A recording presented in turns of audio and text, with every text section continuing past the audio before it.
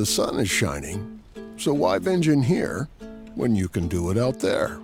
With this clever little app called Audible, you can listen to the stories you love while doing the things you love outside.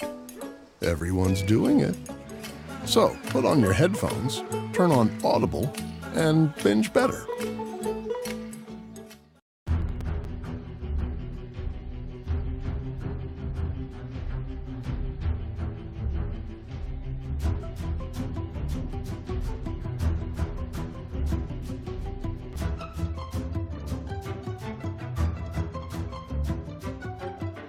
Prepare yourselves for a battle of epic proportions between two titans. Feast upon their voices and revel in their words. This is Dueling Ogres.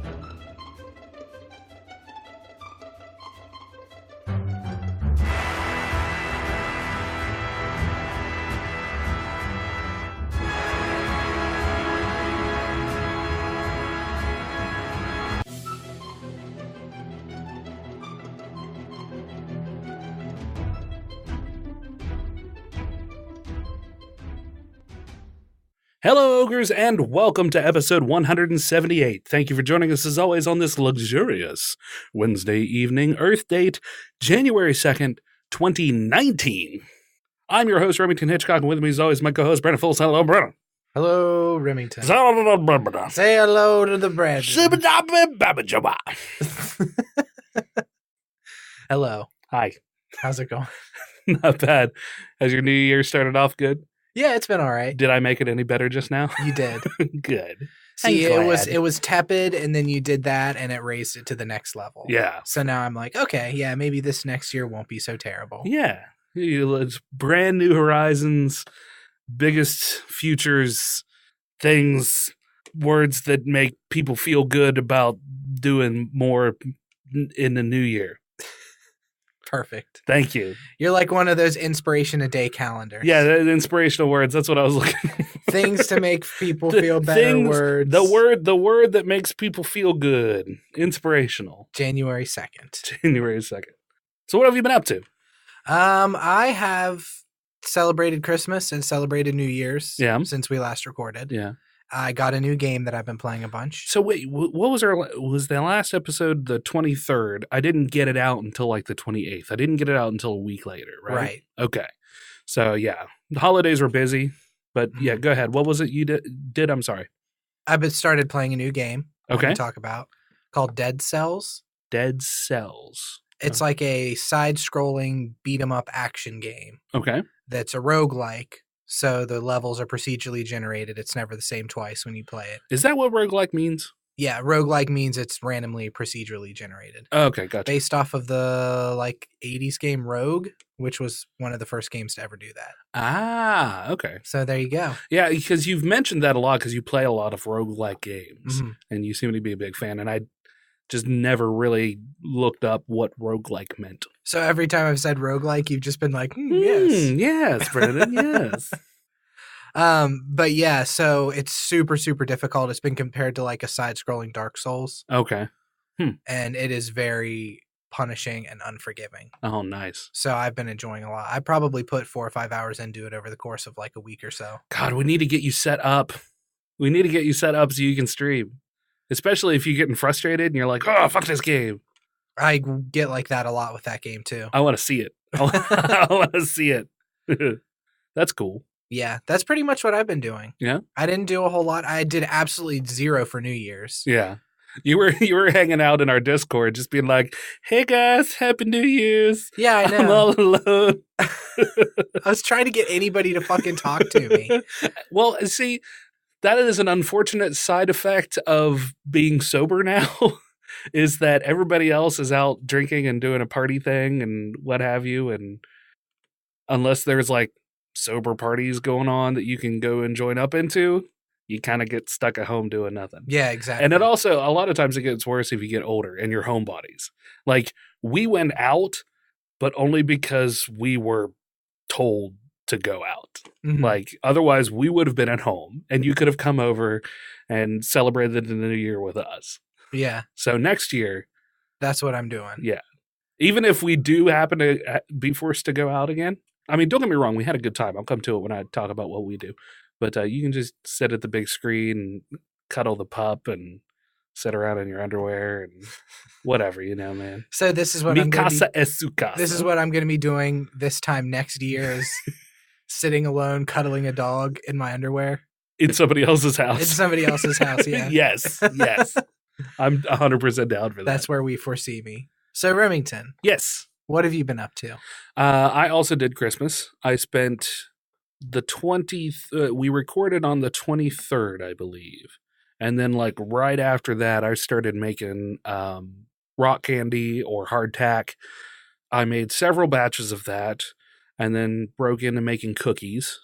And the idea was, because I've lost my job, we'd just do cookies because, belts are going to be a little tight. Of course, we still ended up buying presents for half a dozen people, so yeah, kind of defeated the purpose, but whatevers. Absolutely, Cilantro, you're welcome. Well, that's just it, Big the Asian. I made like 7 batches, I think, of rock candy. Yeah, you made a shit ton of rock candy. So we had, okay, hold on. Cinnamon, of course, because you have to. Blueberry, blackberry, wintergreen, black cherry, root beer, and I think there was another one, but I don't remember what it was. Because that's 6. But I'm pretty sure I made 7. After that, I made a bunch of cookies. Like I said, we had just a slew of different cookies as well, and Rice Krispies treats and dipped pretzels. Thank you. Chocolate dipped pretzels. Yeah. Yeah. And then we went to the family's houses. I forgot to take the rock candy to Vanessa's. So Vanessa and Mom have not received their rock candy. We forgot to take it to her dad's. So everybody on that side didn't get rock candy. So we only remembered to bring it to her mom's. And then, of course, it was here for D&D. So I made you guys take some. Yeah. Only you didn't. You son of a bitch. I like rock candy, too. I just wasn't feeling it. Yeah. You were ready to get out of there. Yeah, I was. You made like a tree and got the fuck out. I was tired. I'm always tired of D&D. And then we had New Year's. We went to a Shriners New Year's party where Ginger's stepdad was playing in his classic rock cover band. Oh, okay. Yeah, so that's what we were doing. Yeah, I was wondering why you were at the Shriners for New Year's. Yeah, for sure. It turned out, because we had never been up there, it's up where the Mountaineer used to be, which was a family restaurant, locally owned restaurant here that used to be 24 hours, and then they banned smoking, and then there was a transitional period where they made a smoking section that had to be separated from everybody. Yeah. And then they completely banned smoking in establishments, and they went from 24 hours to standard restaurant operating times to closed. Yeah. So, but anyway, if you shoot up that one of those roads up a hill, there's a Shriners Club. And we had never been up there before, and they have this neat little statue. Well, that statue ended up being a Pokestop. So we would go outside periodically to get the Pokestop while we were there. So, yeah, we're still very lame, even though we were at a New Year's party. I also they have a projector. And God bless them, bunch of old guys with a system that somebody else was paid to set up. So they didn't know how to get the source, the HDMI source, switched over to watch the ball drop. So I saw 2 old guys standing there just scratching their heads and being like, oh, I don't know what to do here, And I was like, do you guys want some help? See if I can do it? And they were like, yeah, by all means. So I jump in there and I'm looking around, and they have a HDMI splitter box. Mm-hmm. And I was like, pulled it forward and looked at it, and I was like, okay, there's a source button right there. So I hit the source button until it came up. That's all it was. Wow. Yeah. So, I mean, if you don't know, you don't know. Yeah. You just described 90% of what my job entails. Yeah. Hitting the source button. Yeah. Hitting the reset button. Finding something, having people who have absolutely no idea what's going on. And even then, I'm confronted with a problem that I have no idea before it's the dumbest solution ever. Oh, yeah, for sure. Yeah. Like, oh, your Wi-Fi was turned off. I don't know how many times scratching my head over why a laptop doesn't work before it's like, oh, your Wi-Fi button's turned off. Yeah. Somehow you turned it off. Yeah. Somehow you hit that physical button that they insist upon putting on laptops. I think it's for like planes and stuff. I guess. Or you just close your laptop. Yeah, but the Wi-Fi would stay on if you close your laptop. Does it? Mhm. Oh, okay. I guess that makes sense.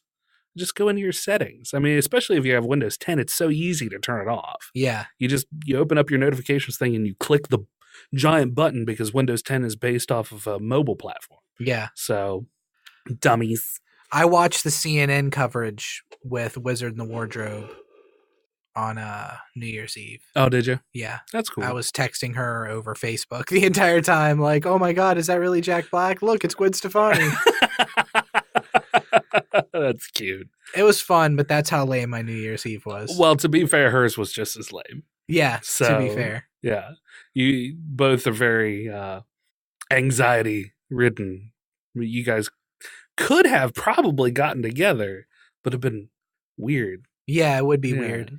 Well, and our friend Jimmy invited me out to a bar, Oh, yeah? but he messages me at like 11:15 at night and is like, hey, you have 34 minutes, come out here. And it was on like fucking South Side. Yeah. I would have to drive. It's like 11:15 at night, so there's going to be cops everywhere. I Yeah. don't want to deal with cops. Yeah. So I was like, nah, I'm not coming out with him. That's Had he funny. gotten a hold of me earlier, I probably would have. Yeah. But yeah, like 11:15, 11:20 on New Year's Eve, I'm not going to go out driving 20 miles away. Yeah, for sure. If I would have thought of it, I would have had her mom buy you a ticket as well, and you could have come. Mm. But I had completely forgot. Yeah. I go along with things.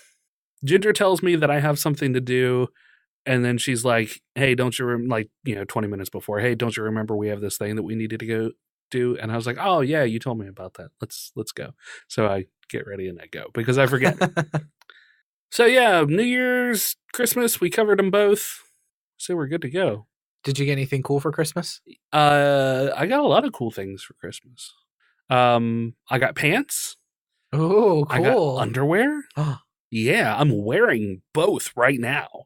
They're khakis.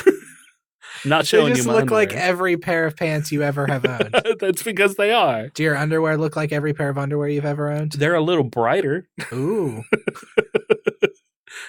They're not dingy from where. Let's see here. I got Monster Manual for 5E. Yeah. I got some power tools. So I got an impact driver.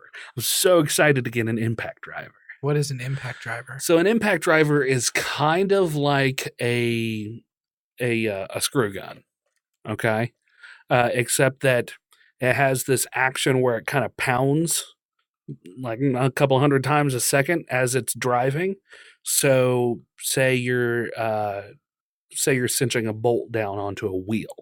You want that to be really tight because you don't want it to slip out. Mhm. You don't want it to loosen over time because a bolt will do that. So an impact driver, you usually set it onto a lot of places here use an impact wrench to put a lug nut on, but it cinches it down really tight, tighter than you'd be able to get with your hand, Okay. and tighter than you'd be able to get with a drill as well, because that extra pounding action it's almost like it's hitting it really hard and really fast to get it to continue to tighten down. It's also really good for driving screws into hardwood.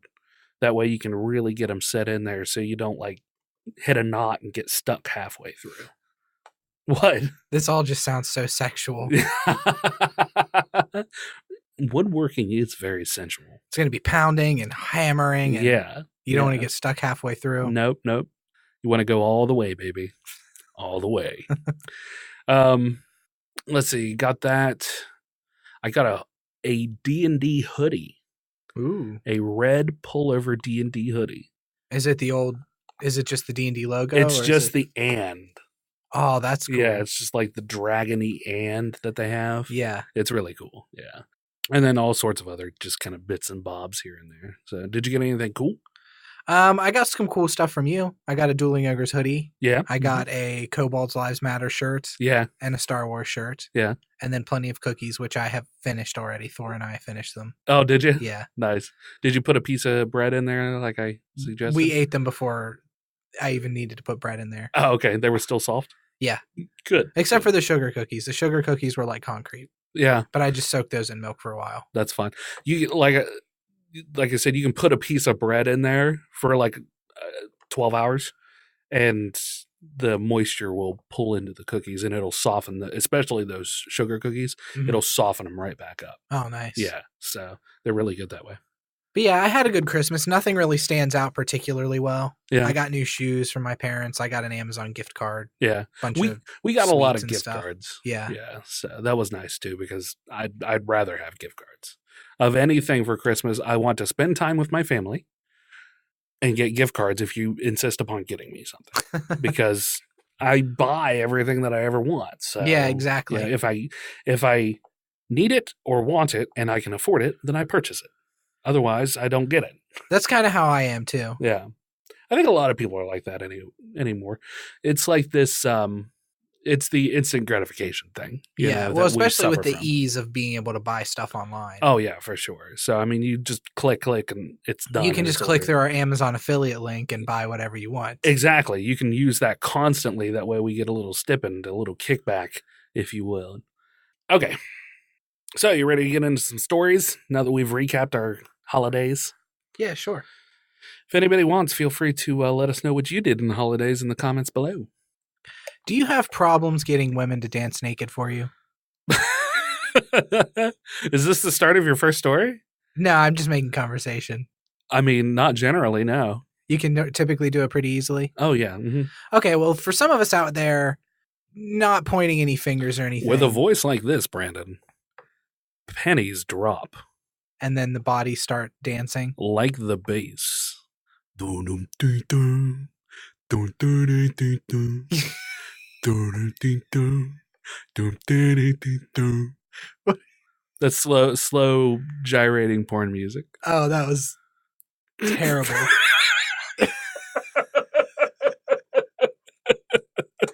That was just awful. Thank you.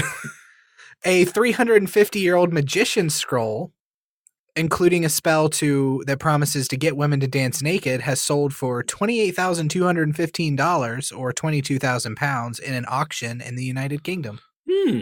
350-year-old magician scroll.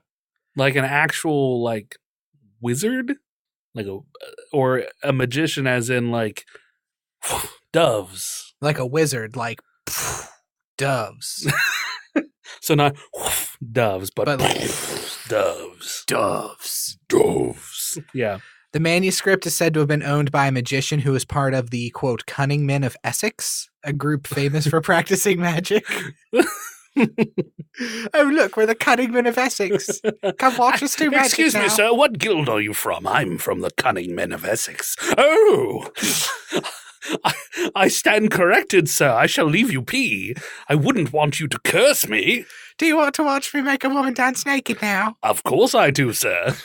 According to The Mirror, the dense 476-page text also offers wisdom on how to make someone fall in love with you. 476 pages? Yep. I bit my tongue while I said that. Lose weight and know if a sick person shall die. The spell reads, are you ready? This is how you get a woman to dance naked for you. Okay. Here's the spell right Okay, here. I'm listening. When there be a full moon to inscribe in fresh wax or speak the words, Allah Imala, and the lady will dance. So you have to write the words in wax during a full moon? Or inscribe in fresh wax. Or inscribe in fresh wax? When there be a full moon Okay. to inscribe in fresh wax or speak the words, Allah Imala. Okay, but it has to be during a full moon. Yeah. Okay. So if you wanted a lady to dance naked for you any other time, sorry. So I imagine this fine British gentleman in his button-up shirt and vest with his top hat and monocle, right? Inviting a lady over for the evening, popping a bottle of sherry or whatever, and oh, excuse me, it seems that I need to get some cleaner glasses for you, madam. And he heads off to the kitchen, and he's got like a candle lit.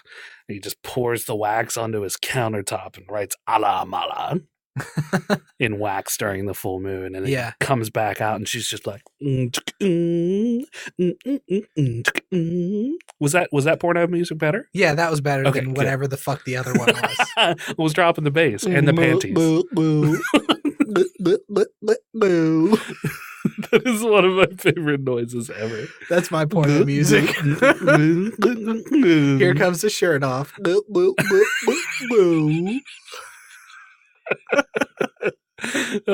You don't even need a musical background. The person taking their clothes off can just be the one making the noise. Yeah, for sure. Really feeling the groove out of it. This is nice. This is good. Among other written wisdom, so this is good for you, Remington. Okay. If you want to make a woman fall in love with you, make her a nice broth made with pig bones. Write her name on parchment and throw into the fire, on which you cook a broth of herbs mixed with pig bones and share with the lady. So they're encouraging you to eat burned paper from a soup. No, you throw the parchment into the fire, on which you cook a broth of herbs mixed with pig bones. Okay. So you write her name? Is that what it was? Yes. Okay. That makes sense. So it's like burning her name in effigy. Yeah. To imbue her sexual desires into the soup? I did a Wiccan ritual. You did? I forgot to talk about that. You did. This was during the Christmas season. The solstice was on the 21st. Yes. Yes. So. And stuff like this has a lot of power, like names and burning names and all that has a lot of power from what I've learned. Yeah. Yeah, exactly. So what made you look into Wiccan? Just my daughter's mother is into like Wiccan stuff and numerology and horoscopes and all of that stuff. Okay. Stuff that I kind of consider to be crap. Right, yeah. But she made me like a gift bag and handwritten instructions on how to burn like this candle to celebrate the new year. Yeah. So I had my daughter and I was like, yeah, why not? We'll do it. Let's try. Yeah. My daughter couldn't give two shits. She was playing Minecraft the entire time. Sure. So picture she's 11, she's playing Minecraft, and I'm on the floor beside her like, honey, I'm sprinkling the sage now. And she's like, okay, Dad. But yeah, it involved... Well, if it was good for you, that's all that matters. I mean, I felt cool after I did it. I'm not switching to Wiccan anytime soon. Right. I don't feel like the ritual had any sort of relevance on my life. But it did make me feel better. Yeah. I guess because I was doing something neat. Yeah. Doing something different, exploring and expanding your horizons, even if you do think that it's crap, you know? I had to like take my wishes and fears and tape them to the bottom of a plate. Yeah. And then I took a candle and put it on the plate and dripped wax where the candle would stick. Right, yeah. And then I sprinkled around the edges of the candle in a circle sea salt mixed with a bunch of herbs that my daughter's mom had put together, like cinnamon and some other stuff. Yeah. And then some rose petals and then some scented oils. That's pretty cool. And just let the candle burn. Huh. Yeah, that's cool. Yeah, it was neat. It'll be interesting. Now, can you tell me your fears? No, because they're gone now. Oh, okay, good. No, I mean, my fears were just general fears, you know? Yeah. General fears everybody has, especially coming into a new year. Giant spiders. Yeah, giant spiders. I folded up like probably 5 or 6 fears, and 90% of it was just giant spiders. Yeah. Writing them in different ways. Capital letters, giant spiders, lowercase, drawing a picture of a giant spider. Yeah. Catching a giant spider to entrap inside this paper. Yeah. Well, that's good. At least you won't be attacked by giant spiders this year. Yeah, well, and I'm not super worried because a giant spider is only a 2/4 with reach. That was a Magic the Gathering joke for anybody who was paying attention. Wow. Yeah, I'd like to think I'm at least a 2/3. That's ridiculous. Okay. Yeah, this whole thing's ridiculous. So what do you think about this magic scroll selling, Remington? It's really interesting. For £22,000. And it was, what did that translate to? $28,215. So 28 grand. Dude, this is 100%. If I was a millionaire, this is the kind of shit I would buy in a second. Oh, yeah, absolutely you would. I'm not going to say that I wouldn't, but me being the person that I am, I really think about things before I go and buy them. So, like, I will sit and I will stew about it for months sometimes on whether or not I want to buy this thing. Yeah. So in this instance, I wouldn't have been able to, unless I knew well in advance that it was coming up on auction. Well, and from the story, too, I didn't write this part down. They expected the scroll to sell for about $1,000. Oh, yeah? They didn't expect it to sell for nearly as much as it did. So somebody out there really wants to be able to have women fall in love with them and have them dance naked. Yeah, for sure. Which, I mean, kudos to them. Those poor bastards. I mean, somebody should have told that guy that would have bought a lot of hookers. Well, I have a feeling somebody who can drop $28,000 on a magical scroll probably doesn't have as much of a difficulty getting women to dance naked for them as perhaps you and I may. I have no problem whatsoever. I guess I'm just projecting myself onto you. Yeah. I'm projecting my insecurities. Which is fine. I have so much security that I can take some of your insecurity. Yeah. Yeah. You piece of shit. I'm secure AF. Yeet. Yeet. Oh, God. What a stupid fucking word. That's a good story to start off with. Mine aren't nearly as good. What do you want first? Oh, this is a good little segue. I like this. Sounds like too much work. It was a lot of work. Yeah, for sure. There was like 5 fucking pages of instructions. Yeah. I started reading them and was like, oh, God. This is a lot. This is way more time than I want to invest in anything like this. The spirits are rolling their eyes at me. They're like, really, dude? You can't read 5 pages? Like, seriously. You were on cracked for 3 hours last night. Not on crack, but on crack. On cracked. Yeah. Cracked.com. Yeah. Gotta clarify, Brandon. You're on crack, but just for 3 hours. I just don't want to fucking read 5 pages, bro. I feel like 3 hours of crack is like, you're doing all right with your life if you can just do crack for 3 hours and that's it. Like, what'd you do last night? I was on crack for 3 hours. Well, if you're doing crack for 3 hours, you would be dead. No, I assume you're on crack for 3 hours. You're feeling the effects you do of like crack. One hit of crack, I don't know. One yeet of crack. We're coining new uses and terms for the phrase yeet. It's the only word I know that people use, that younger people use now. Yeah. And I don't think they really use it that much anymore either. Yeah. I think we're behind the times. That's fine. Thank you. Thank you for dabbing on stream. I appreciate it. It's good stuff. Yes. This podcast has gone off the rails stupid. Speaking of getting ladies to drop their panties and dance, a new book came out about the Beastie Boys. And there's an audiobook version of it as well. So, for those of you who are 90s kids, 80s, 90s, because Beastie Boys, 85, 83? I have no idea, but Beastie Boys were definitely 80s. Yeah. You know, throughout the 80s and 90s, the Beastie Boys were like the premier white boy rap group. I just unstoppable. And even if you weren't a fan of their music, you more than likely knew at least 1 or 2 songs. Everybody knows Fight for Your Right to Party. Oh, yeah, for sure. That's like the anthem of the day. What were you a big Beastie Boys fan, or did you just enjoy it? I mean, any randomly? Beastie Boys I've heard, I've enjoyed, but it's not a band I've ever gone out of my way to listen to. Yeah. Except for No Sleep Till Brooklyn. I do love that song. Really? Mm-hmm. That one actually gets old for me. No Sleep Till Brooklyn kind of gets old for me. No Sleep? Yeah. Till Brooklyn. Till Brooklyn. Yeah. No Sleep Till Brooklyn. What's your favorite Beastie Boys song then? Do you have one? And don't say Intergalactic. Why not? Because that one's so cheesy. So, I mean, just because it's cheesy doesn't mean I can't like it, or it can't be my favorite.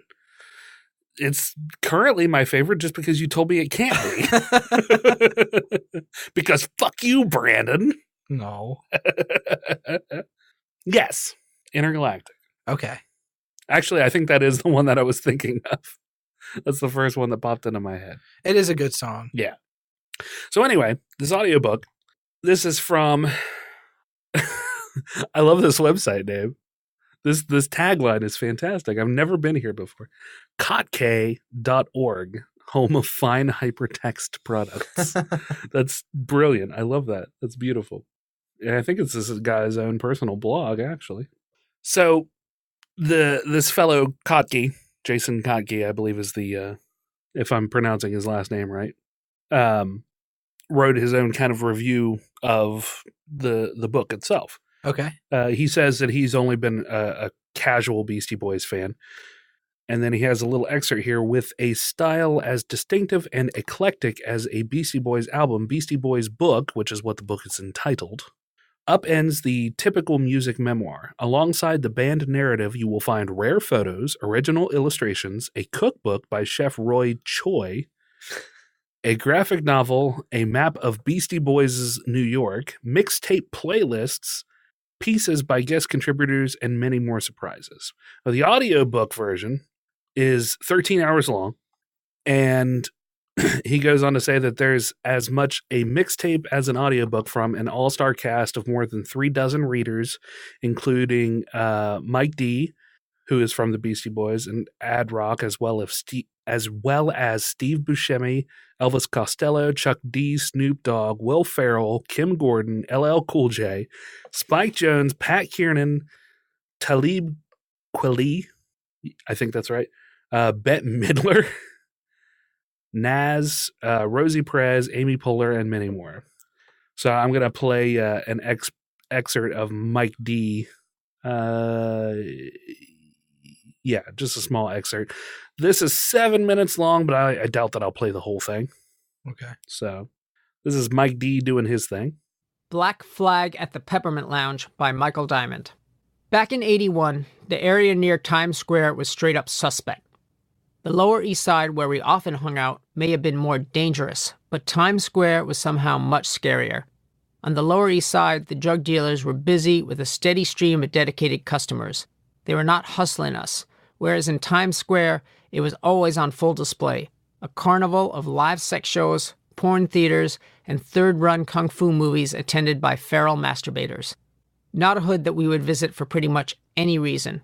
Until sometime in January or February 1981, when it was announced that the Peppermint Lounge, a club on West 45th Street that was renowned for being an incubator for the dance craze The Twist in the early 1960s, would be hosting the first ever East Coast performance by Black Flag. I fucking loved Black Flag. Before I got their first EP, Nervous Breakdown, I had listened to many hours of punk rock, but this was something radically different. Noisier, super aggressive, and dissonant, with lyrics filled with paranoia and anger.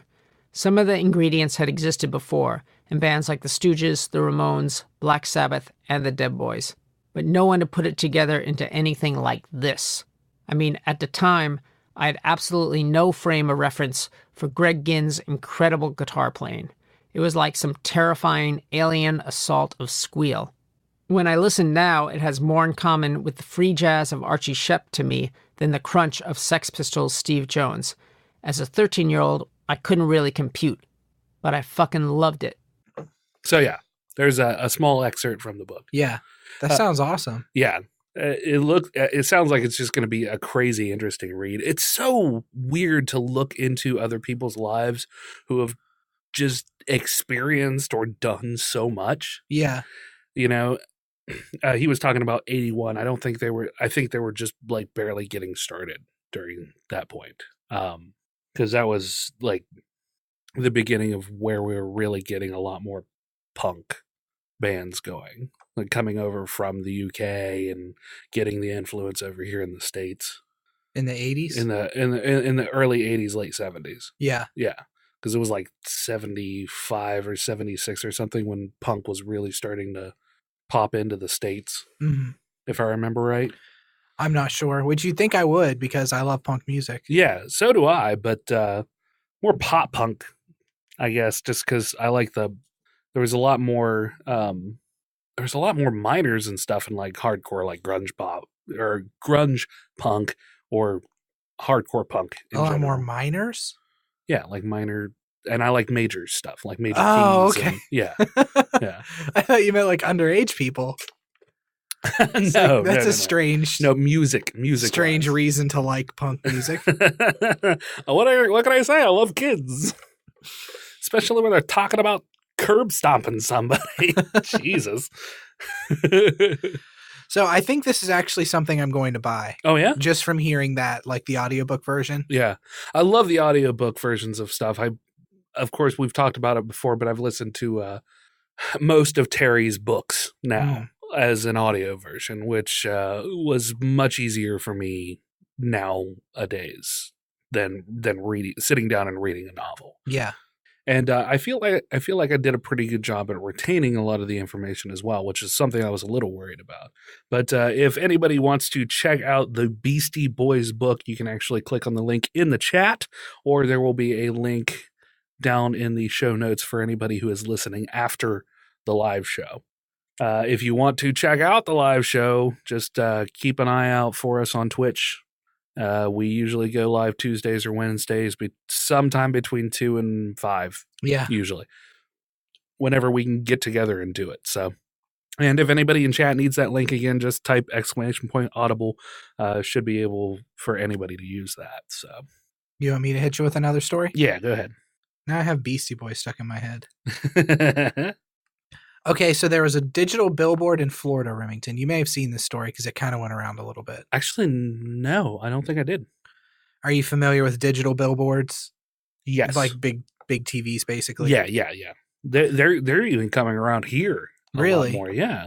Well, it's like there's a bug place right up here, right next to McDonald's. They have a digital billboard now. Huh. Have you not paid any attention whatsoever? Oh, okay. Good job, Brandon. Nope. I pay attention to what's in front of me when I drive.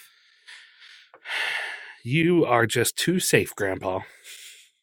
But there's a digital billboard in Florida that the internet got a hold of. The internet managed to hack into it. Oh my God, yeah? Yeah. Okay. And changed a bunch of images. My favorite of which was a picture of a cute, adorable little corgi with the text balloon that says, "Satan is the one true God."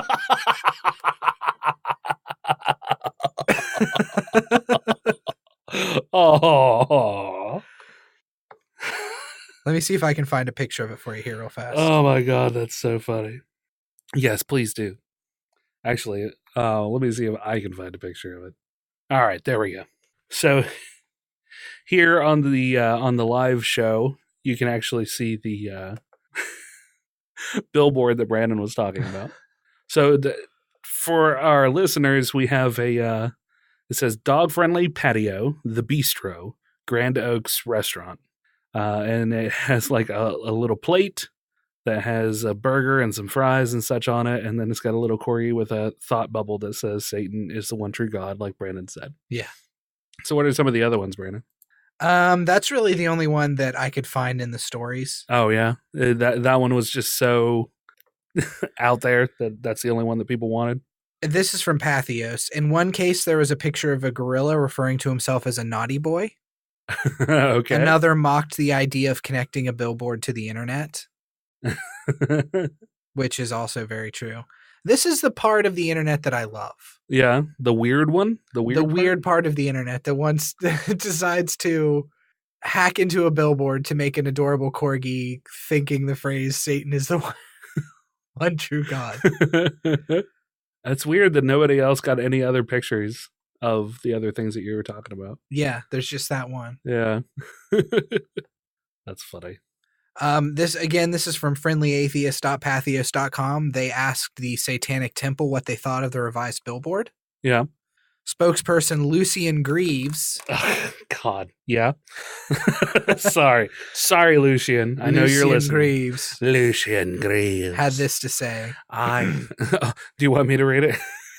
Unless you want to mimic the voice that I was getting ready to do. Is that this right here? The emboldened one? The whole thing is his full quote. Oh, okay, I see it. Lucian Greaves.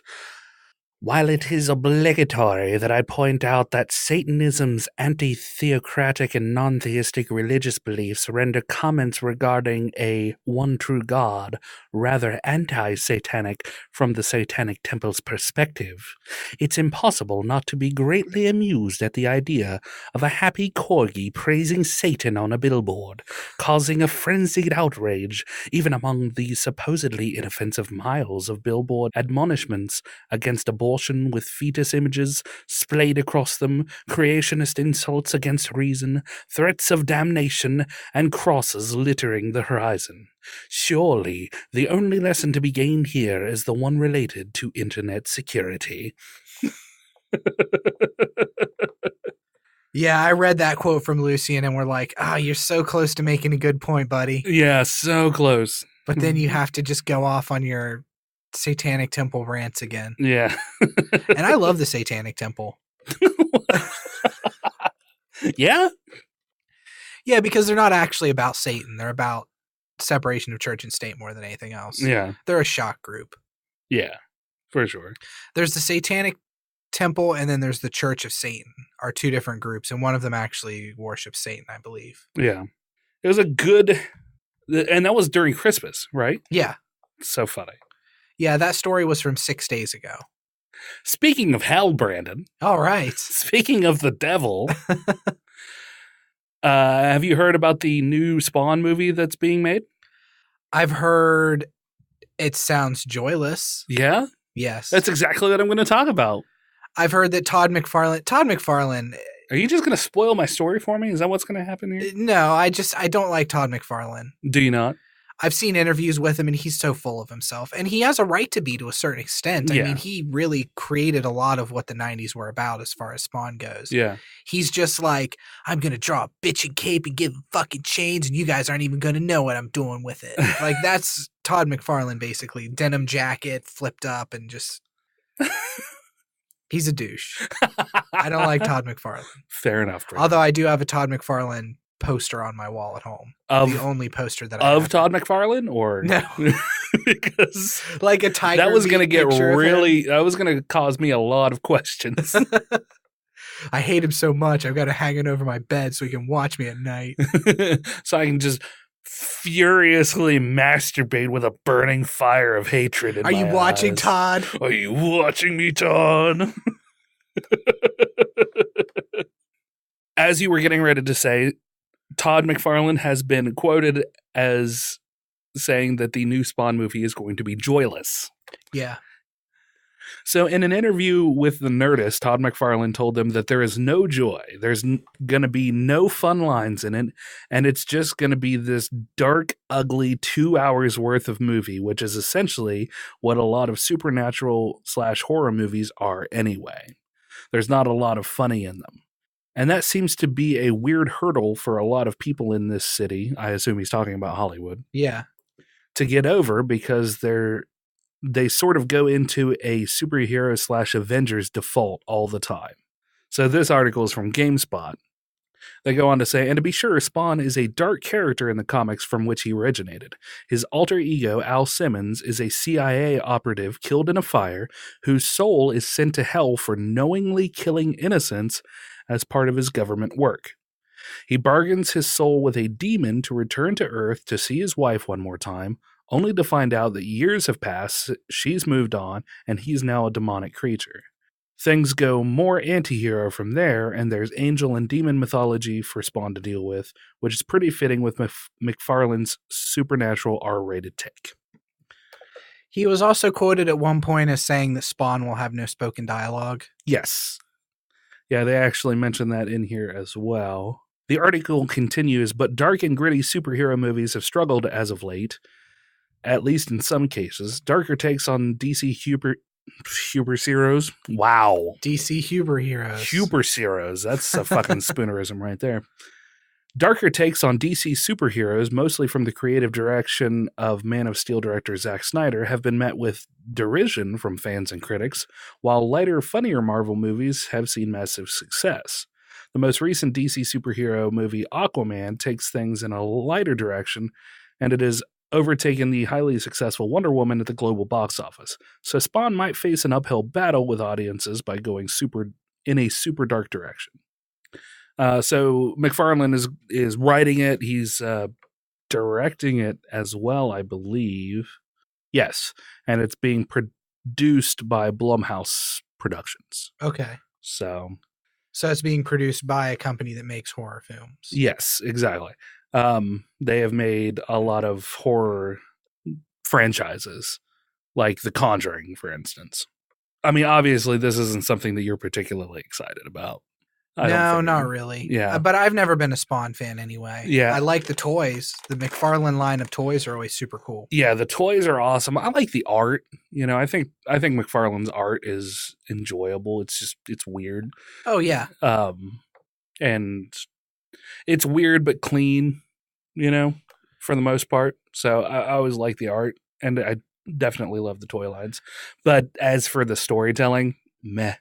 Yeah. That's how I mean, I would never disparage him as an artist because he's a very talented artist. Oh yeah, absolutely. Yeah. But just the quote, and for the people out there who like that kind of writing, then there's no problem with that either. It's just not my cup of tea. Yeah, well, just the quote, like, it's going to be dark and joyless, and it's going to be 2 hours worth of nothing but darkness. It's just, ugh. Yeah. That's the Todd McFarlane that I hate. Yeah. It's just, you're not doing, to me, that isn't doing nothing to sell your movie. Yeah, exactly. Like, spinning it that way, like, that's not how you spin a horror movie either. You don't go into a horror movie and say, this is just a dark, gritty movie full of dark grittiness. Yeah, that doesn't make me want to watch it. Like, show me the twists and turns and a couple of the jump scares and, sell it to me. Well, and then his surprise that Hollywood studios want Avengers-style movies. Yeah. It's like, gee, I wonder why they want maybe Avengers because they're making movies. Billions and billions and billions of fucking dollars. Yeah, exactly. If a formula works. But if it's made on the cheap, I could very well see Spawn making its money back. I can't see it being made on the cheap, though. That's even the original Spawn movie with Michael Jai White and John Leguizamo. It had some pretty heavy effects to it. Yeah. God, John Leguizamo is the clown, though. So good. He was so good. Do you remember that movie at all? Oh, yeah. His performance in it was the only thing that was really, really fantastic for me. You don't really see John Leguizamo in a lot of stuff anymore. No, you don't. Which is a shame because he was a good actor. Yeah. I mean, Michael Jai White was good in it. You stack up against John Leguizamo being in a squatted position for hours on end. Yeah. It's hard to get around and still giving the performance that he did.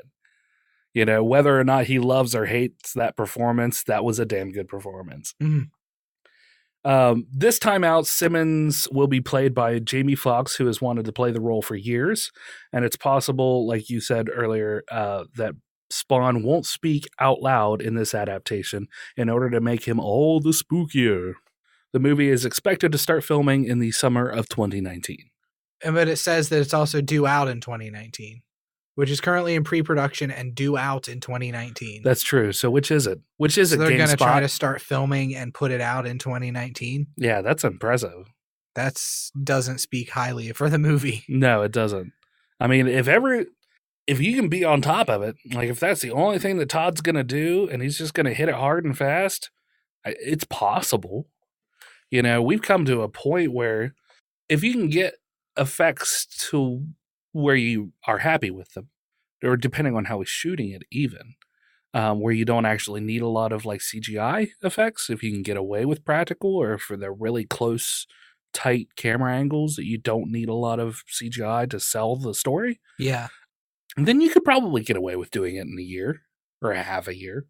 It's possible, but like you said, there may be some suffrage from it. There could be a typo in there that maybe they mean 2020. Yeah, that's true. That's pretty early to try to release a movie. Yeah, it is. That's a very short amount of time to do a movie. Mm-hmm. Unless he has all of the extraneous stuff pre-planned out, like the soundtrack and, the other stuff that you put in afterward, And if he thinks that he's going to be able to do the post-production like that. Yeah. We're squeezing segues out of him. Yeah, we are. So sticking with movie news. Okay. Aquaman is on track to become the highest grossing DC movie behind Christopher Nolan's Dark Knight Rises. Yeah. I still haven't seen it. I really do want to see it in theaters. Yeah. We should go see it. We should. We should go see it right after this. Okay. Yes. No, I'm not doing that. Damn it. I'll have to talk to Ginger. Maybe she'll want to come. Yeah. Maybe we can go this weekend or something. Yeah, that'd be cool. Yeah. Yeah. So yeah, I don't have a whole lot of news as far as Aquaman goes outside of that, with it being on track to being a super heavy earning movie. Yeah. Definitely watch it in the biggest screen possible. Yeah, for sure. There's a lot going on. That's the one thing about the Aquaman movie that I'm not super excited about. It looks super busy. Yeah. Especially the underwater scenes, because there's all fucking the technology married with all the shit that's under the ocean.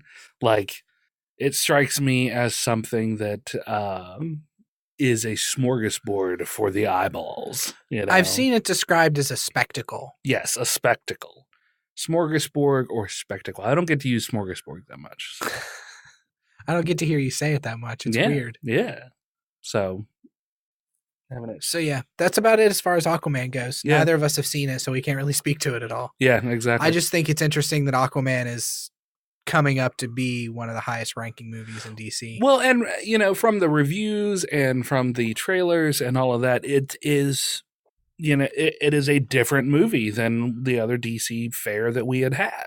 Yeah. Wonder Woman was a good movie, but it wasn't as much, or it didn't seem to be as lighthearted as Aquaman seems to be. Mm. I knew that Aquaman was going to be good as soon as I saw Batman recruit him. Oh, yeah.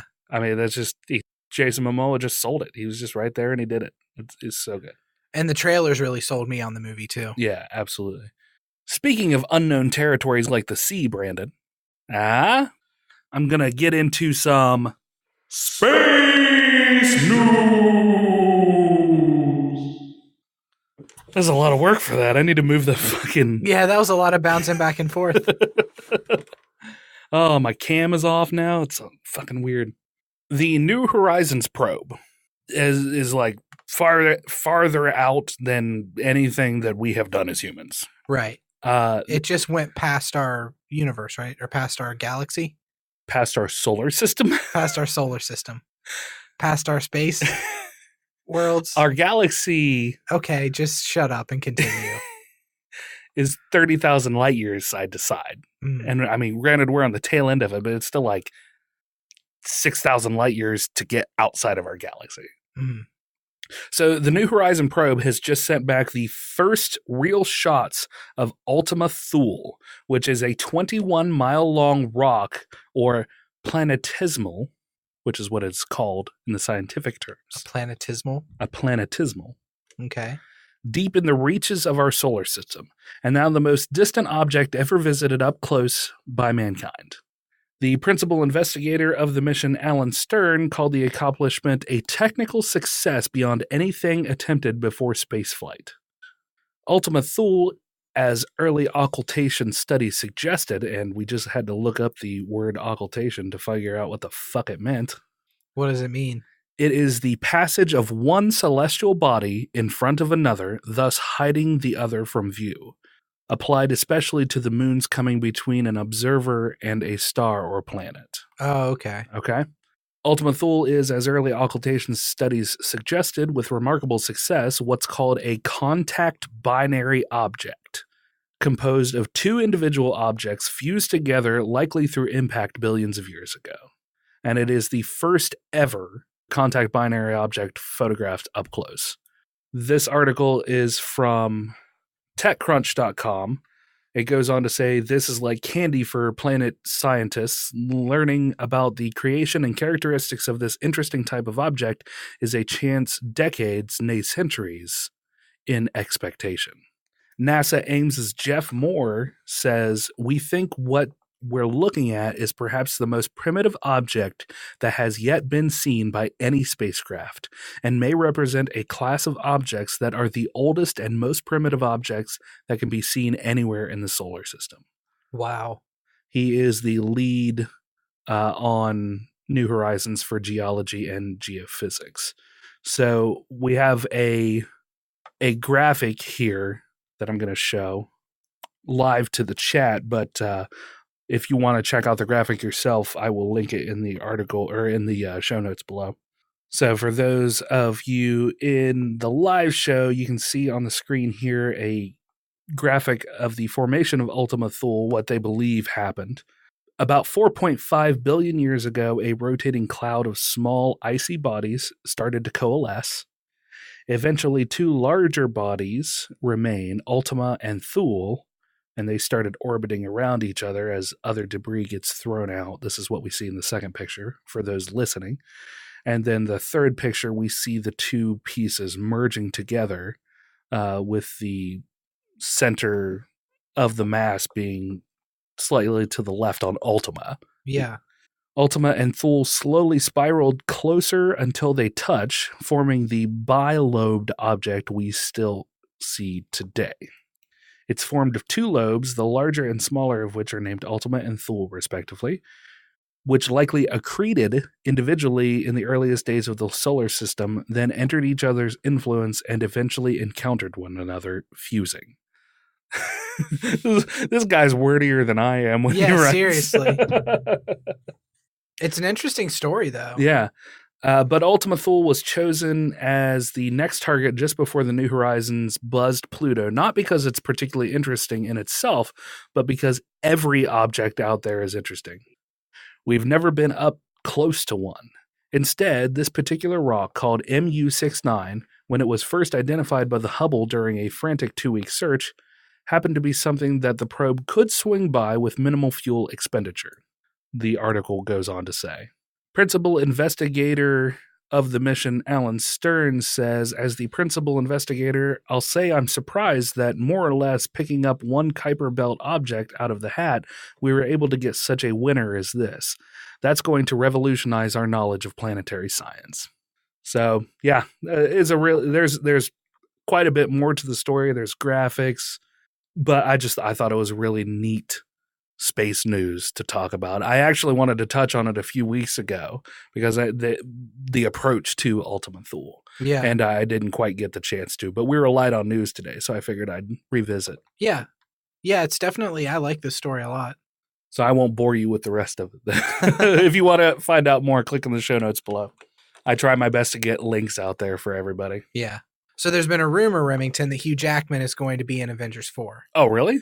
Yeah, through Google searches. Okay. I can't remember exactly how it works, but basically you can look at what's Google searched.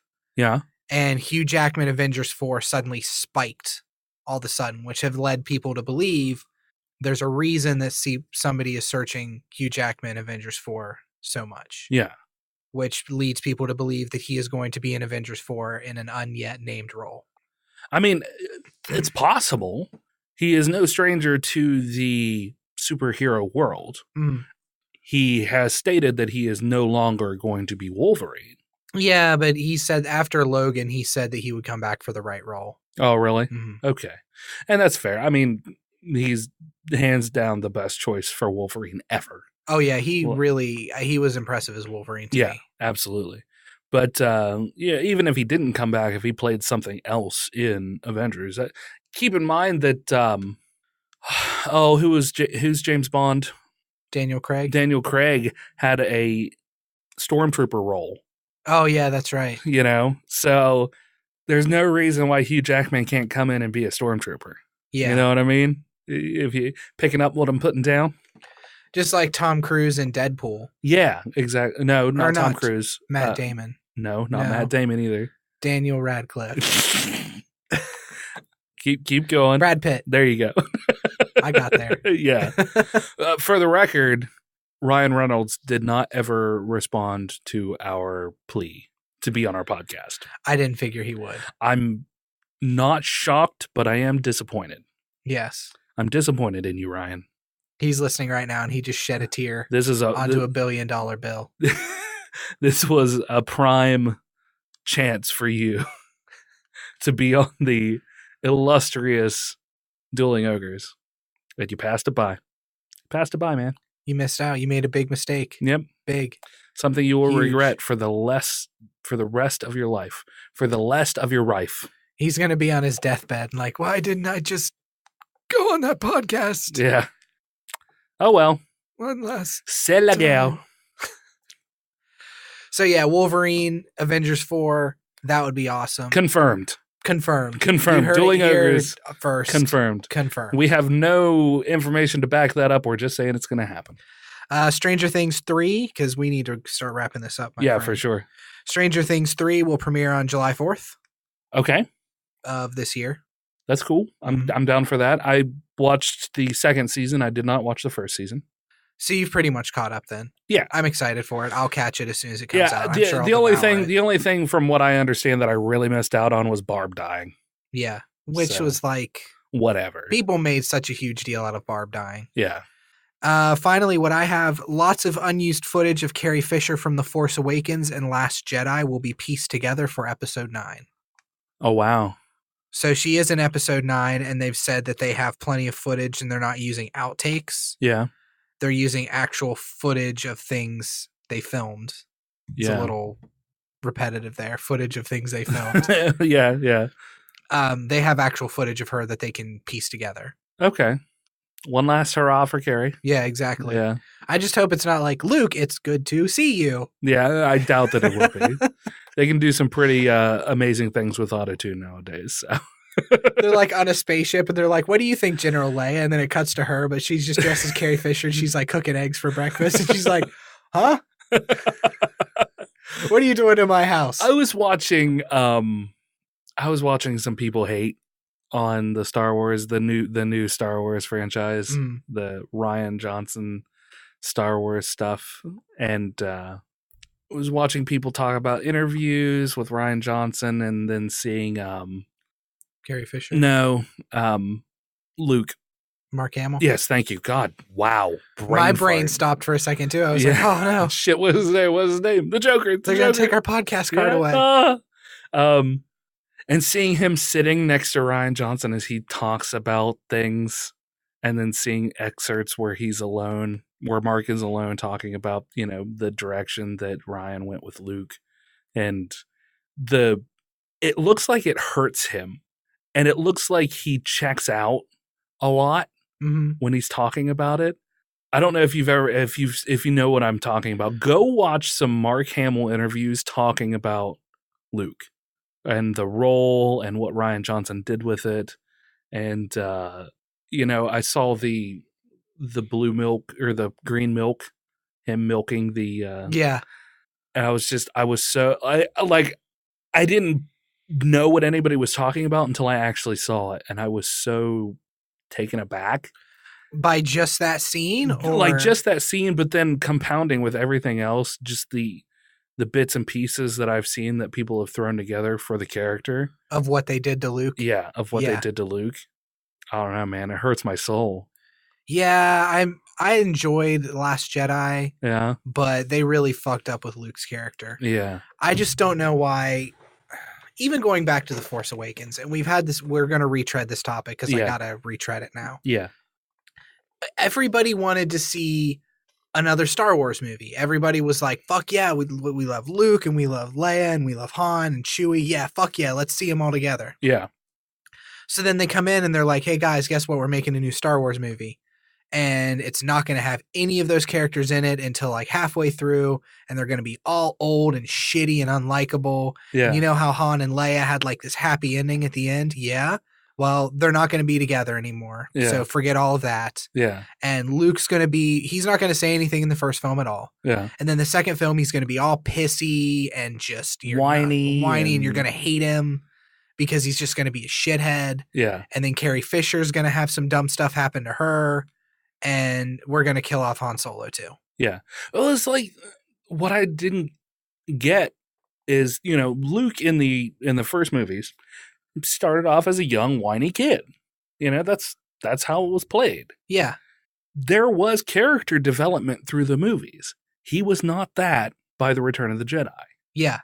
Flash forward 30 years, 40 years, however long it took to get to where we are now. And he's the same whiny fucking kid that he was before. He learned nothing.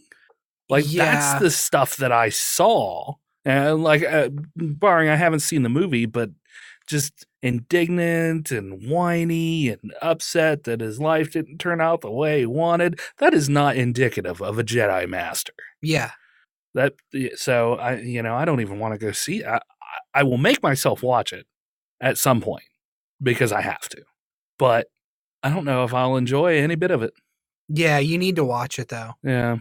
Because you just seeing stuff with Luke out of context might have swayed your opinion a little bit. True. And I realize that, which is one of the reasons why I have to watch it. He's not always like that. Yeah. And there's reasons to it with him running the Jedi Temple and the kids and Kylo Ren turning evil and et cetera, et cetera. So there's more to it than that. Yeah, and I understand that he's kind of sore because of the whole Kylo Ren thing. I get that. Did it show the scene where he's almost considers killing a child Kylo Ren? Yeah.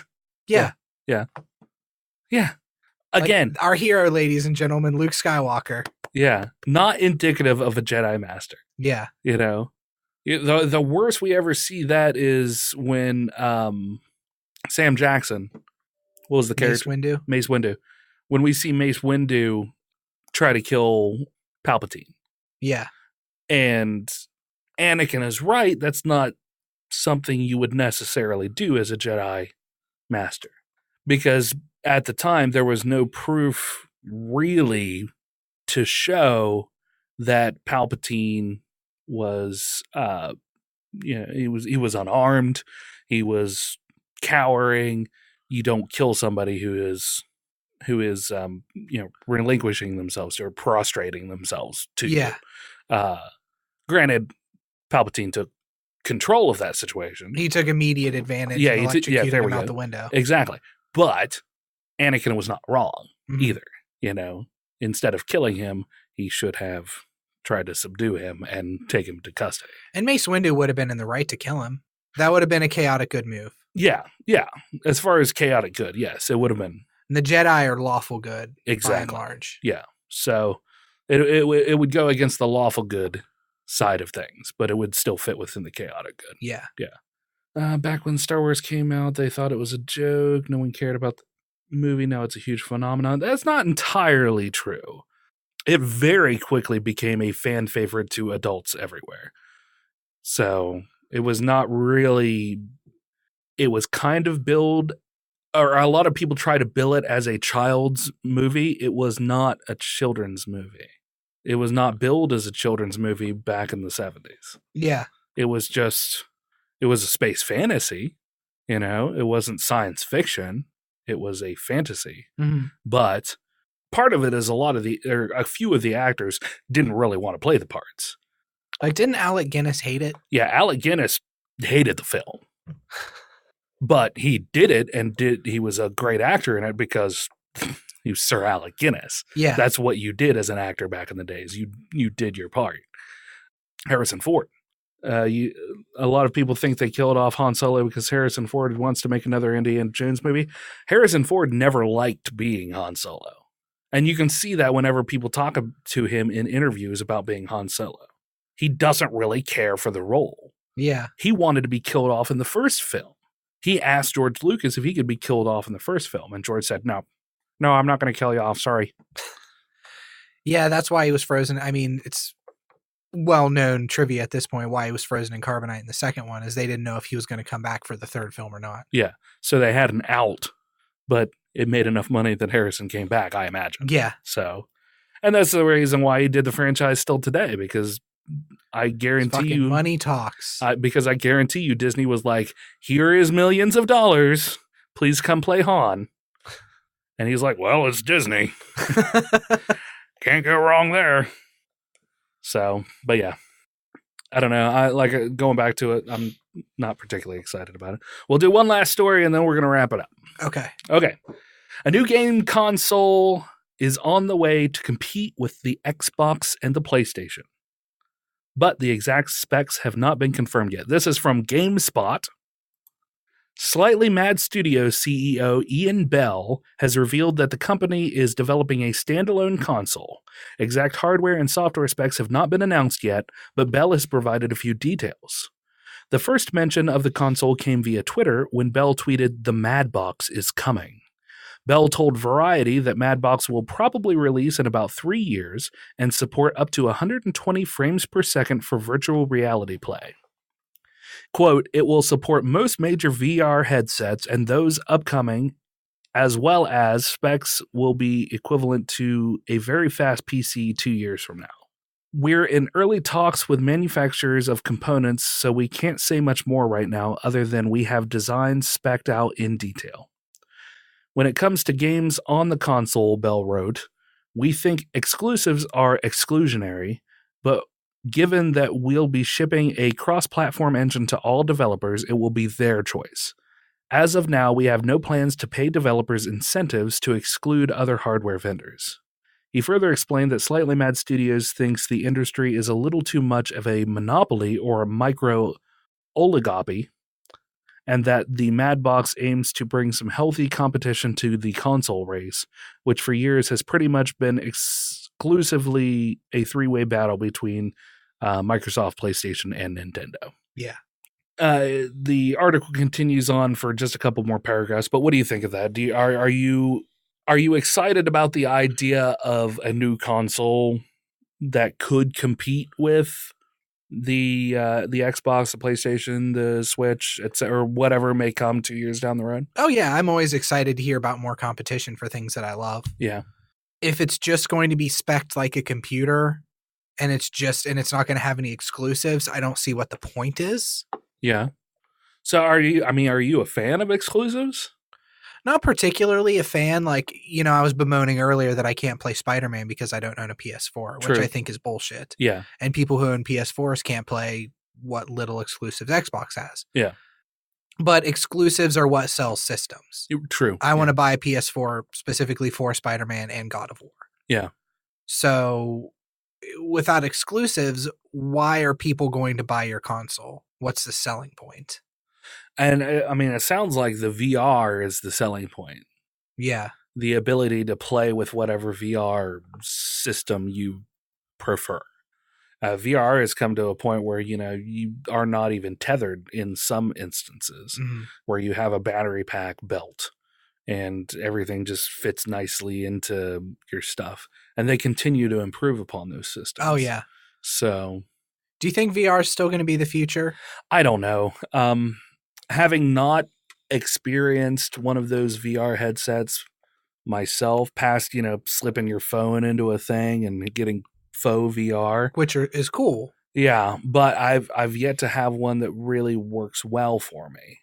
Partially because my phone is an odd shape, partially because it's a little too close to my eyes, and the set that I have, because I do have a set of those goggles, whatever you want to call them. The dial for the lens for it isn't quite enough to get it lined up for me, and I've got near 20/20 vision. Yeah. Like, I have a little bit of farsightedness, if I remember correctly, but no astigmatism, nothing else that I am aware of. Granted, it's been about 20 years since I've been to the eye doctor, but I don't really have a whole lot of problem reading something from far away or close up. Yeah. I think it would be interesting, but I think you might to have this new system out, but it may end up just being another Dreamcast. Yeah. Where Dreamcast was a fucking awesome system ahead of its time, but it just never really caught on. It sounds like right now the guy just has a wish list. Yeah. It's going to be as fast as the fastest computers in 2 years, and it's going to play VR at 120 frames a second, and it's going to have this and that and the other. Yeah. He says he's still in talks with manufacturers right now for chipsets and stuff. Yeah, he said he hasn't sent out any developmental software yet for games. Yeah, it's a pipe dream. Yeah, exactly. It's a pipe dream that could potentially be a reality, but at the moment, you just don't know. All sorts of things could fall out from under that and cause the tower to topple. Yeah, but I think that wraps us up. You're all done? Yep, I'm all done. Good. It's a terrible way to end an episode. Are you all done? Are you done? I'm done. We're done. So thank you all so much for listening. If you have any questions or comments, or you'd like to hear yourself on air, you can actually call us with your telephones or mobile devices or payphones if you still have one sitting around your city somewhere. Yeah, call us from a payphone. That would be fucking sweet. Yeah, they still exist. You have to look for them, but they exist. Mm-hmm. by dialing 978-DU Ogres. That's 978-386-4737. You can also reach us on Twitter at Dueling Ogres. Email us at duelingogres@gmail.com or leave a comment on the Facebook page like these nice people. Brandon, go. We had 2 comments this last week. Okay. One from Nega Larry, who says, "My dudes, updates and startup have been vastly improved by putting in SSDs in laptop and desktops. Do it." Yes. You have an SSD in yours. I don't have an SSD in mine. Although when I get my gaming computer hooked back up, I'm going to put an SSD in there. Yeah. At least like 120 gig just to put my OS on. Yeah. Yeah, absolutely. There's no reason not to put your OS on a solid state. Yeah, the prices are so low for them now. It's crazy. Especially. In fact, my operating system is not on one of the what's the form factor? Is it 3? 2 1/4. 2 1/4. 2.5. 2.5, is that what it is? Mm-hmm. Mine's not even on that. It's on one of those M.2 or M.2 drives. Yeah. Yeah. That plugs directly into the motherboard, not through SATA. Yeah, that's cool. Yeah. So you get a little more bandwidth out of that if you get the right drive. Does your computer have pretty quick load times? Like when you turn it on, does it load up pretty quick? Yeah, it does. And I have quite a number of other things that start up. Yeah. So it's still pretty quick compared to the shit that I have that starts up with my computer. So we also had a comment from Viscount's Terry W. Irvin II, who says, "Rem, most universities seem to be all about money and less about students, other than what money they can bring to the university's coffers. Caring about your experience and ability to maneuver through their maze? Not so much, unless it affects their bottom line. Yeah. Brandon, you need to break out a unique dance move on your live stream so you can cash in on it later when some video game or movie franchise attempts to co-opt it." I will actually work on a dance move so I can do it on stream here. Good, do it. "And for your pleasure, a Bonnie Tyler song worked into a TV series that Rim has mediocre feelings about." And then we have "I Need a Hero." Yeah. Official Babylon 5 music video. I need a hero. Dude, there's a scene in Saints Row 3 where you have to go rescue like this main character that's been kidnapped. Yeah. And you have to go from one end of the map to the other pretty much. And it plays "I Need a Hero" the entire time. And it is fucking fantastic. The Saints Row series is so good. That's funny. Because you're just being hit with waves after waves of people that you're crashing through to try to get to the Statue of Liberty on time to save this person who's tied up at the torch of the Statue of Liberty. That's awesome. I haven't played any of the Saints Row stuff. They're worth checking out, especially 3. Make sure to subscribe on our website at duelingogres.com for news, shows, and articles pertaining to some of your favorite geek news. We actually, I've got some. I've mentioned it before, but I've got a couple articles in the coffers that we have yet to publish. I need to send them to you, okay, so you can do it. Okay, I'm doing a lot of other things. Yeah, and then also Rain actually sent us a couple of sample articles. So if you want to check them out and see if the writing is yeah, I read them already. Oh, did you? Okay, cool. So yeah, whatever. Maybe we can get Rain to write something. Yeah. So yeah, go over to the website and check that out. If you want to watch us live, check us out at twitch.tv/duelingogres. The people who are live in our chat would appreciate having you come along and watch us as well. Again, we will go live Tuesdays or Wednesdays, not and or. Tuesdays or Wednesdays, depending on when we can actually get together to do it. Yeah. And we try to be as consistent as possible, but even that consistency has some inconsistencies to it. Yeah, absolutely it does. And finally, be sure to leave us a 5-star review on iTunes because it helps to boost us higher on the cool kids list. Or check us out on YouTube where you can find the audio and the video version. I've been putting them both up because fuck me, that's why. Exactly. iHeartRadio or nearly anywhere else you can find a podcast. Google Podcasts, Stitcher, Spotify. Pandora has podcasts now too. We should look into how do we get on that. Oh, really? Do they? I'll have to look. Yep. See if we have it on there too. Because if they're pulling from the iTunes catalog, then we're already on there. Oh, okay. Yeah. So maybe Pandora. Maybe even Pandora. We'll check that out and see. So until next week, ogres, keep your clubs blunt. And your tusks sharp. Good night.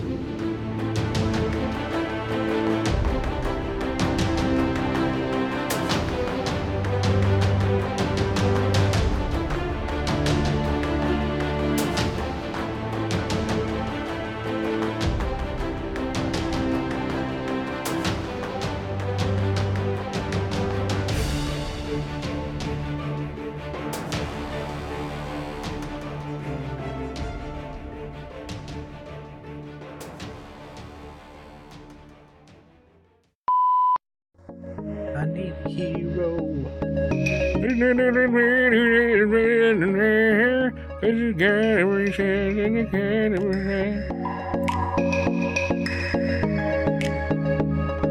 Bye, Manga Kid.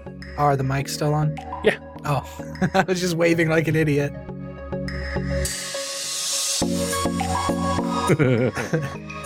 We need to do an after show. We need to get started early enough that we can do an after show. Yeah. Or you just need to quit being such a pussy bitch about it and stay for an after show.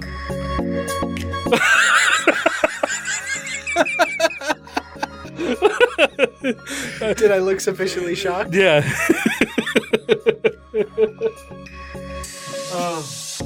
He's like, how dare you?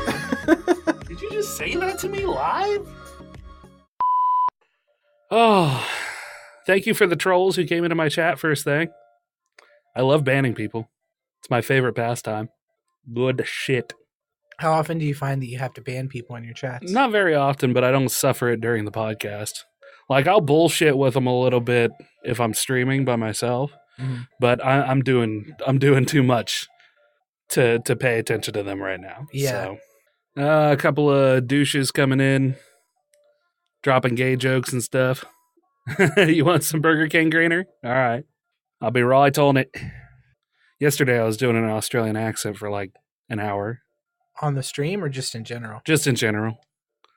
Yeah. It's always funny when you get stuck in an accent and you can't get out of it. Yeah. What are some accents that you do that you get stuck in? I do the Watto voice, huh? Oh, yeah. I talk like that to my daughter and I can't stop. And I'm like, please, you got to stop me. I can't quit, I just keep going. It's just too much fun, yeah? Yeah, Brandon got Hardee's. Mm-hmm. Yeah, you were just 2 seconds too late, Brad. I'll let you know when I need a band, though. You can be my band bringer. The Irish and Indian. You get stuck in the Irish accent. It's a real easy one to get stuck into. Yeah. I don't do Indian accents. I mean, very often. Like, I can do one, but I just feel super racist while doing it. Yeah, the Indian accent's one of those that you feel racist for doing. But at the same time, like, all of the Indian actors that you're seeing on the television, they all have straight up American accents. Yeah. But put them in front of a camera, and all of the sudden, they're doing the Indian accent. We're straight from what's the river? The sacred river? The Euphrates? No, that's in Egypt. The Tigris and Euphrates rivers? Those are the only rivers I can remember. No. I don't remember. Ganges, yes, thank you. Yeah, there we go. Yeah. All right. All you fools ready to start? Too bad. Do you want the mustache on or off? You don't remember that one? From C-Lab, right? Yeah. I do, but I don't remember anything about it. It's the blonde. Murphy is sleeping with the blonde, and he's had a mustache on the whole episode. He's like, do you want the mustache on or off? And she's like, off. Too bad. I'm calling you a fool. Here we go. I lost my train of thought. We'll get back into the swing of things. Hold on. Blueberry. You already said blueberry. Did I? Okay, never mind. Blueberry. Rock candy. Hardtack. Blueberry. Hardtack brand. Or Brandon. Branded. That's if Brad and I combine together. Yeah, if you became one person. Brand. Yeah. I don't know how I'd feel about that. I'd lose my best friend and my brother, but I'd gain a best brother friend. A best brother. A brefriend. Brofriend. A brofriend, yeah. Yeah, there you go. Yeah, I portmanteaued my way out of that one. Yeah, you did. Okay, enough chat. Sorry. After that, I bait from the south side or the north side. I don't remember. Probably north side, Brad. I don't remember. What is it? Brad was asking if he was from south side or not. Oh, yeah. Probably not. Were you born with like a layer of filth and grease over your body? If you were, then you're from South Side. Oh, that's judgmental. I love how every town has this too. Yeah. This particular rivalry. Like South Side is no dirtier than North Side. Yeah. North Side is a lot more dangerous than South Side, I feel like, especially downtown. Yeah. But no, North Siders always have this like, oh, you're from South Side? Ugh. Yeah. It has to come from the whole northern person mentality of like North versus South. Yeah. Of all the way, that's what I feel it is. North is just better in every way. Yeah, exactly. Oh, goodness gracious. Which one is inside and which one is outside? What, the North and the South, or my underwear and my pants? I could wear the underwear on the outside because they look like superhero underwear. They totally do. Check that. They do look like superhero underwear. I think I'm wearing the blue pair right now. They're green. Or blue. Maybe blue. It's the lighting. They're blue. It's the lighting. I don't know. I don't remember what we were talking about that would count a fart. Would what? Count a fart. Brad said I farted. Does that count? I farted too. Brandon had beans. He had chili. I'm not even sure it was chili that you're supposed to eat or whether it was chili you're supposed to cook with. I don't know. What?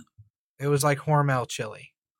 I feel like that chili is used predominantly for like hot dog stuff. I mean, you can, yeah. Hormel's just like a real cheap chili. Don't judge my chili. I'm not. I use Hormel all the time. I'm just saying it's a cheap-ass chili. It is most certainly not for hot dogs only. Oh, what you did for the holidays. He farted. Oh. That's what he did for the holidays. Man, all this talk about flatulence really makes me need to fart too. Don't do it. It's too small in here. It's like yawning, only with my ass. Ooh, yeah, Hormel is good with french fries too. That's a good point. It's good content. Talking about different kind of chilies, Asian. Oh, yeah. People pay big money for chili talk. I bet we could get a chili podcast going. You think? Yeah. We interview people from all around the world? We interview people from around the world. We try our own chilies. Yeah. We make chili. We make chili. We try chili. I feel like the episodes would be good. We do chili live. We could do the episodes in like digestible little 30-minute chunks. Yeah. Yeah. Digestible. I like what you did there. Yeah, see? It's good stuff. We wouldn't make any jokes, though. We'd be very serious about the chili talk. Yeah, there would be no jokes whatsoever. These beans are causing me flatulence, Remington. That's exactly what beans do, Brandon. There's a lot of fiber in them. That fiber is hard to break down, which makes your stomach work harder.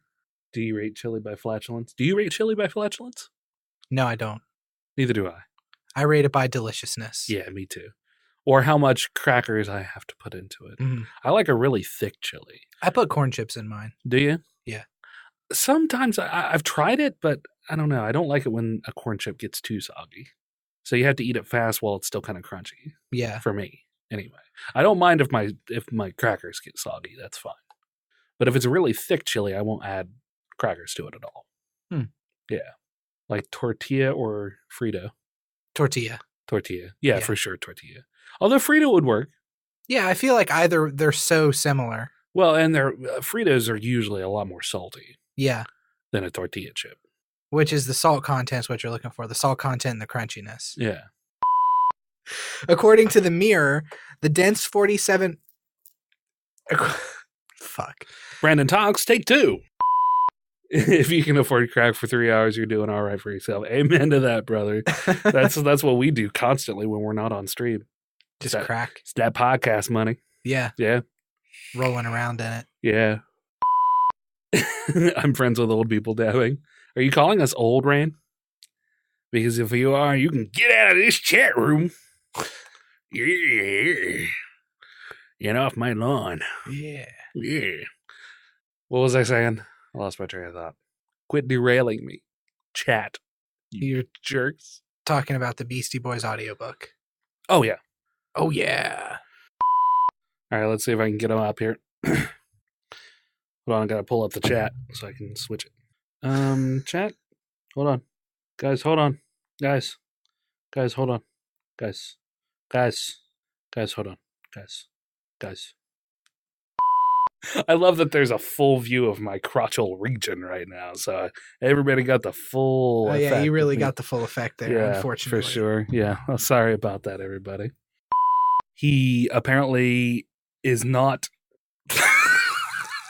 God damn it, Brandon. You gassy motherfucker. We so sorry. This is a fucking...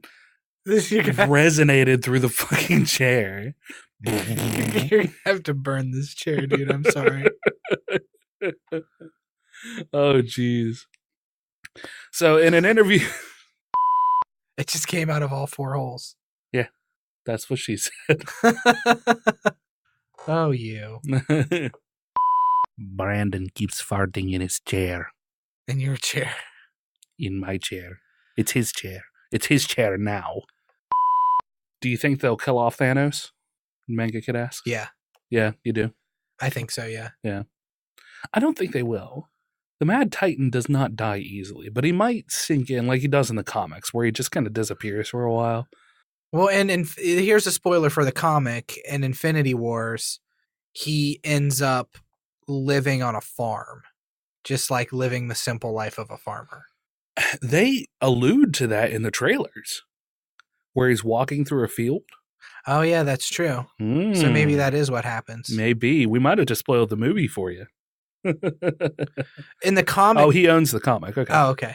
In the comic, there's like a huge fight for the Infinity Gauntlet once it comes off, and I really hope we get to see that in the movie. I really hope we get to see different people get the gauntlet for just a moment. Yeah, that would be cool. We got a bit of a precursor to that when they were fighting for it before the snap. So yeah. Okay, let me go into my space story. I've never seen Doctor Strange all the way, but I recently watched I didn't realize it was a meme, Dormammu, I've Come to Bargain. Oh, really? Have you seen that? There's a scene in the movie, I guess, spoiler for Doctor Strange. He uses the time stone and he gets like he sticks himself in a loop where he can't defeat Dormammu, so he comes to bargain with him. And he appears and he's like, Dormammu, I've come to bargain, and Dormammu just kills him. Oh, really? And then as soon as he kills him, he just appears again. He's like, Dormammu, I've come to bargain. And he just kills him over and over and over until Dormammu's like, what is this? What's going on? And Doctor Strange is like, you're in a time loop.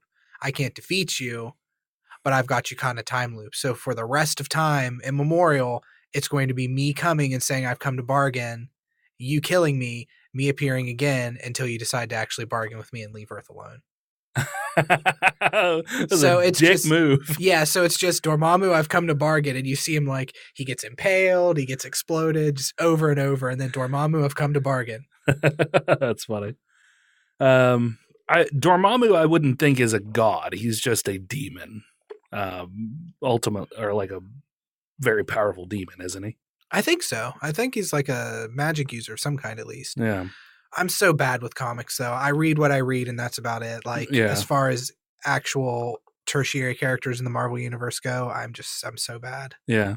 Definitely stay out of it until Thanos gets too cocky. Most definitely. How do you think they'll tie in the X-Men? I don't know. That's a tough one. I think maybe they'll start dropping hints about mutants because they haven't been able to use the word mutant. Yeah. I think they'll drop a hint or somebody will say something about mutants. Which is why they kind of cannibalize the what did they do for Agents of S.H.I.E.L.D.? I didn't watch Agents of S.H.I.E.L.D. Not mutants, what they call them. I definitely think Dormammu would give Thanos trouble. Not so much if he had the Infinity Gauntlet, though. Because Thanos is one of those characters, like I love the idea of the one comic that you talked about where Thanos puts a way to defeat him in his plan. Yeah. Like he's constantly... It's all, one of the things to keep in mind about Thanos is that he is in love with death. Yeah, which they totally skipped over in the Marvel movies. Because that would have been a weird... Oh, yeah. I don't know how they would have managed to work that in. Yeah. But in the comics, Thanos is hopelessly in love with death. The physical embodiment of death, which is apparently a female skeleton. Yes. So... the idea that Thanos puts a way to defeat him into all of his plans, partially because he wants to die so he can be with death. Mm-hmm. So, but there's a whole lot of storyline that goes along with that. Yeah, there's a lot to it. A whole lot. So, I'm a little scratchy today. Hugh Jackman being in Avengers 4? No, I didn't hear about that. Oh, yeah, we can talk about that. Okay. So there has been a rumor, Remington. Sorry. I didn't mean you had a good... Do that again. I'm sorry. You son of a bitch. I'm sorry. We're getting back into the podcast. We'll jump into chat here in a couple minutes. Go ahead.